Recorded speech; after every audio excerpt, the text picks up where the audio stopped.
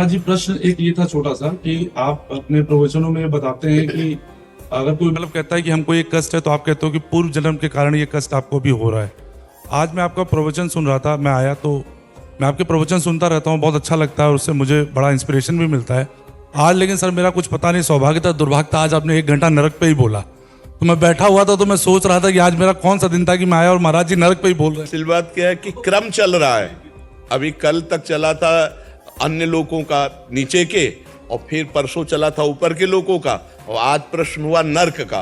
तो नर्क का चल रहा था, अब उसे दुर्भाग्य न समझ के अपने को ये देखना है कि हम में वो आचरण तो नहीं जिससे नर्क जाते हैं। तो एक उसी में एक सवाल मेरे मन में आ गया था, वहीं बैठे बैठे आया था। महाराज जी अगर आपकी आज्ञा हो तो पूछूं मैं। सवाल ये था कि आप ये कहते हो कि जैसे किसी ने कहा कि मुझे कष्ट है, तो आप कहते हो कि ये पूर्व जन्म के कारण है, आप इस जन्म में अपना नाम जपिए तो ठीक हो जाएगा, यही होता है मूल, मैंने जो सुना है। लेकिन जो नरक वाली बात सुनी तब एक कन्फ्यूजन ये हुआ कि मृत्यु के बाद अगर हम नरक जा ही रहे हैं और वहां पर हमको वो यातनाएं दी ही जा रही हैं, तो इसका मतलब है कि हमको तो दंड मिल ही रहा है। नहीं, अगर नाम जप करते हो तो नहीं, उसके आगे आप सुनना जी। अगर आज का सुना है, अगर आप कल कृपा करके रुको तो परीक्षित जी यही प्रश्न करते हैं कि किसी न किसी व्यक्ति से शुभ और अशुभ कर्म बनी जाता है परमहंस जी से, तो क्या सबको नरक जाना पड़ता है? तो उनका नहीं, जो यहां अपने कर्म का प्रायश्चित कर लेता है। जैसे हम कहते हैं कि नाम जप करो, जैसे कोई कहता है हमसे बहुत पाप हो गए, अब मुझे बचा लो, तो हम कहते हैं भगवान की शरण में आओ और नाम जप करो, ये सब नष्ट हो जाएगा। इस बात पर विश्वास करो कि जैसे हम उदाहरण में देते हैं कि वकील और जज, वकालत में पक्का दोषी माना गया और जज ने उसे फांसी की सजा दे दी, लेकिन एक पॉइंट है, वो राष्ट्रपति के द्वारा अपने को माफ करवा सकता है अगर राष्ट्रपति माफ करे। तो इसीलिए श्री भगवान कहते हैं सर्वधर्मान परित्यज्य मामेकम शरणम व्रज अहम त्वाम सर्व पापेभ्यो मोक्षयिष्यामि मा शुचा। ये बातें सुनने को भी उसी को मिलेंगी जो थोड़ा कहीं ना कहीं सात्विक होगा और थोड़ा न कहीं भागवतिक होगा। अगर वो ये स्वीकार कर ले कि हे भगवान मेरे से बहुत सी गलती हो गई और नाम जप करे, तो निश्चित वो नरक नहीं जाएगा, भगवान को प्राप्त होगा। ऐसा नहीं कि अब हमें जब नरक की सजा मिलनी तो मैं भजन क्यों करूं? नहीं, ये भजन उसका ये है कि शास्त्र की बात को थोड़ा लंबा सुने।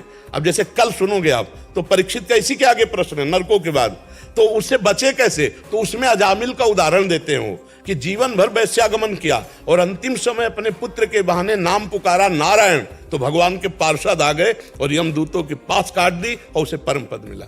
आप समझ पा रहे? तो महाराज जी तब तो एक चीज तो ठीक होगी, कम से कम अगला सवाल जो मैंने आपसे पूछा वो परीक्षित जी का भी अगला सवाल था जी। तो एक संयोग का सवाल, मैं सही ट्रैक पे हूँ। हाँ बिल्कुल, परीक्षित जी का सवाल पूछ रहा हूँ तो सही ट्रैक पे हूँ। अच्छा, परीक्षित का मतलब समझते हो? वो चक्रवर्ती राजा हैं, वो प्रजा के कोई भी संशय को वो अपने में लाकर पूछ रहे हैं कि आगे आप परमहंस बोल रहे हो, आगे कोई प्रजा हमारी प्रश्न करे तो हम उस प्रश्न को पहले करके आप जैसे महापुरुष से उत्तर निकलवा लेते हैं। तो वो पहले से ही लिखा हुआ है, जैसे आपके मन में प्रश्न आया ना, ऐसे परीक्षित जी ने प्रश्न किया। तो अच्छा, कहीं ना कहीं आप भगवान के हो, कहीं ना कहीं धर्म का आश्रय लिए हो, नहीं यहाँ काहे को आते, तो आपकी भी गति चलेगी तो धर्म की तरफ ही, ऐसा तो नहीं कि अधर्म की तरफ चलेगी। हाँ जरूर एक अलग स्वभाव होता है, एक होता है अंधविश्वास करके मान करके चल लेना, और एक होता है थोड़ा ठोक बजा करके देखना।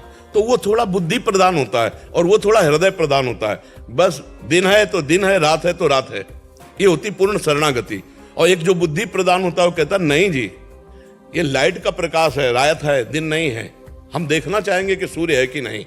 और एक होता है कि भगवान आपने कह दिया, उसे शरणागति कहते हैं। शायद अभी बुद्धि के हिसाब से थोड़ा ज्यादा चल रहा हूँ, हो सकता है कि वो शरणा वाली आ जाओगे, वो जब फिसलेगी बुद्धि ना तो शरण में आ जाएगी, क्योंकि धर्म में है। अधर्ममय बुद्धि तो अधर्म की तरफ भागती, धर्ममय फिसलेगी तो भगवान ही धर्म स्वरूप है, वो भगवान संभाल लेते। आपको सुनते रहते हैं तो बहुत जिज्ञासा। पहले इस बात का समाधान पाइए। आपने पूछा कि पूर्व जन्म का जो कर्म है वो आप कहते हो नाम जप करो तो नष्ट, आपको समाधान है इस बात का? समझा दिया सर। हाँ, इसको और समझना है कि जैसे बालक जो है माँ के गर्भ से निकलता है, उसकी एक आंख खराब होती है। क्यों खराब होती है? सबको 2 आंख दी, उसकी एक आंख, तो पूर्व में उसका कोई कर्म है ना। बालक गर्भ से ही बीमार पैदा होता है, या एक धनी के यहाँ पैदा होता है या एक गरीब के यहाँ, तो हम इससे शास्त्रीय पद्धति से देख सकते हैं कि पूर्व कर्मानुसार इसको संयोग मिल रहा है। क्योंकि जैसे अब आप कोई कर्म करो, दंड मिले, तब तो माना जाएगा ना कि आपने कर्म किया, दंड दिया। वो कर्म लायक ही नहीं हो, दंड उसको मिल गया, इसका मतलब कपड़ा बदला है, लेकिन जो इसको पहनने वाला है वो पूर्व से बहुत कर्म किए हुए है, उसको दंड मिल रहा है। जैसे जेल की वर्दी अलग मिलती है ना, ऐसे ही कर्म भोग की, शरीर की अलग अलग। कोई बहुत धनी परिवार में जन्मा, कोई निर्धन परिवार में, कोई बहुत बुद्धि वाला, कोई मंद बुद्धि वाला। तो इन सब लक्षणों से लगता है पूर्व जन्म का कर्म परिणाम ही जीव के शरीर आदि और सुख संविधान को रचता है। अब इस जन्म में हम पशु थोड़ी कि पूर्व के कर्मों को भोगते रह जाए। अब हम ऐसे नवीन कर्मों का अनुष्ठान करेंगे, भागवतिक कर्मों का, जिससे पुराने कर्मों को विध्वंस करके हम भगवत प्राप्ति करें, हम महान स्थिति को प्राप्त हो, क्योंकि महान परमात्मा के अंश है। प्रायः उपदेश का यही स्वरूप रहता है जो आपको बताया है।